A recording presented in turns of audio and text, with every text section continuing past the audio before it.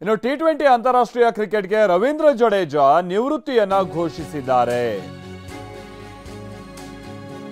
ಕೊಹ್ಲಿ ಆಯ್ತು, ರೋಹಿತ್ ಶರ್ಮಾ ಆಯ್ತು, ಇದೀಗ ರವೀಂದ್ರ ಜಡೇಜಾ ಅವರ ಟಿ20 ವಿಶ್ವಕಪ್ನಲ್ಲಿ ಟ್ರೋಫಿ ಗೆದ್ದ ನಂತರದಲ್ಲಿ ರವೀಂದ್ರ ಜಡೇಜಾ ಕೂಡ ತಮ್ಮ ವಿದಾಯವನ್ನ ಘೋಷಿಸಿದ್ದಾರೆ. ರವೀಂದ್ರ ಜಡೇಜಾ ಅದ್ಭುತವಾದಂತಹ ಆಲ್ರೌಂಡರ್.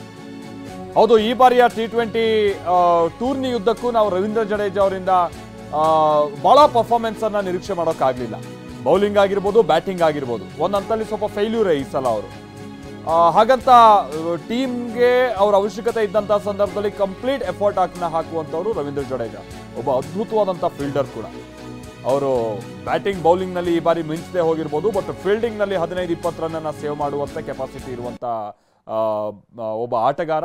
ಸೊ ರವೀಂದ್ರ ಜಡೇಜಾ ಇದೀಗ ತಮ್ಮ ಟಿ20 ಭಾರತಕ್ಕೆ ತಮ್ಮ ಟಿ20 ಕೆರಿಯರ್ ಏನಿತ್ತು ಅದನ್ನು ಅವರು ಇಲ್ಲಿಗೆ ಫುಲ್ ಸ್ಟಾಪ್ ಇಡ್ತಾ ಇದ್ದಾರೆ. ಹೌದು, ರವೀಂದ್ರ ಜಡೇಜಾ ವಿದಾಯವನ್ನು ಘೋಷಿಸಿದ್ದಾರೆ. ಹಾಗಾಗಿನೇ ಬಹಳ ಬೇಸರದ ಸಂಗತಿ. ಈ ಬಾರಿ ನಾವು ವರ್ಲ್ಡ್ ಕಪ್ ಅನ್ನ ಗೆದ್ವಿ ಅನ್ನುವಂಥದ್ದು ಒಂದು ಖುಷಿ ಇದೆ, ಜೊತೆಗೇನೆ ಇನ್ನು ಮುಂದೆ ಇಂಥ ಲೆಜೆಂಡ್ಸ್ ಟಿ20 ಆಡಲ್ವಲ್ಲ ಅನ್ನುವಂಥದ್ದು ಬೇಸರ ಕೂಡ ಇದೆ. ಅದು ಕೊಹ್ಲಿ ಆಗಿರ್ಬೋದು, ರವೀಂದ್ರ ಜಡೇಜಾ ಆಗಿರ್ಬೋದು, ರೋಹಿತ್ ಶರ್ಮಾ ಅವರಾಗಿರ್ಬೋದು. ಸೊ ಈ ಲೆಜೆಂಡ್ಸನ್ನು ನಾವು ಬ್ಲೂ ಜರ್ಸಿಲಿ ನೋಡೋದಕ್ಕಾಗಲ್ವಲ್ಲ ಅಂತ ಹೇಳ್ಕೊಂಡು IPL ಅನ್ನುವಂಥದ್ದು ಇದ್ದೇ ಇದೆ, ಅಲ್ಲಿ ಇವ್ರ ಪರ್ಫಾರ್ಮೆನ್ಸನ್ನು ನಾವು ನೋಡ್ಬೋದು.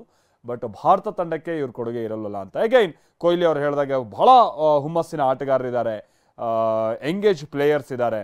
ಸೊ ಅವರೆಲ್ಲ ಇನ್ನು ಮುಂದೆ ಈ ಲೆಗಸಿಯನ್ನು ಮುಂದುವರ್ಸ್ಕೊಂಡು ಹೋಗ್ತಾರೆ. ಹಾಗಾಗಿ ಅವ್ರಿಗೆ ದಾರಿ ಮಾಡಿಕೊಡ್ಬೇಕಾಗಿದೆ ಅನ್ನುವಂಥ ಕೊಹ್ಲಿ ಹೇಳ್ತಾ ಇದ್ರಲ್ಲ, ಸದ್ಯ ಈಗ ಅದೇ ರೀತಿಯಾಗಿ ಆಗಿದೆ. ರವೀಂದ್ರ ಜಡೇಜಾ ಕೂಡ ತಮ್ಮ ನಿವೃತ್ತಿಯನ್ನು ಘೋಷಿಸಿದ್ದಾರೆ ಟಿ20 ಕ್ರಿಕೆಟ್ಗೆ.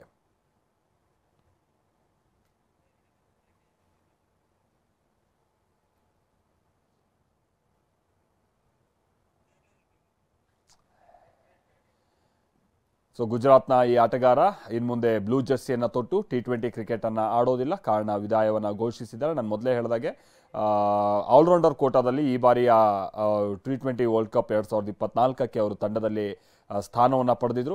ಬಟ್ ವಿಚಾರ ಅಂತಂದರೆ ರೋಹಿತ್ ಶರ್ಮಾ ಅವರು ಕೂಡ ನಿರಂತರವಾಗಿ ರವೀಂದ್ರ ಜಡೇಜಾ ಅವರ ಮೇಲೆ ನಂಬಿಕೆಯನ್ನು ಇಟ್ಟಿದ್ರು. ಈ ಕಾರಣಕ್ಕಾಗಿ ಅವರು ಸತತವಾಗಿ ಪರ್ಫಾರ್ಮೆನ್ಸ್ ಮಾಡದೆ ಹೋದ್ರು ಕೂಡ ಕೊನೆ ಮ್ಯಾಚ್ ತನಕನೂ ಕೂಡ ಅವ್ರನ್ನ ಉಳಿಸ್ಕೊಂಡಿದ್ರು. ಬಟ್ ಕೊನೆಗೆ ಟ್ರೋಫಿಯನ್ನಂತೂ ಗೆದ್ದಾಯಿತು. ಬಟ್ ರವೀಂದ್ರ ಜಡೇಜಾ ಅವರು ವಿದಾಯವನ್ನು ಘೋಷಿಸಿದ್ದಾರೆ.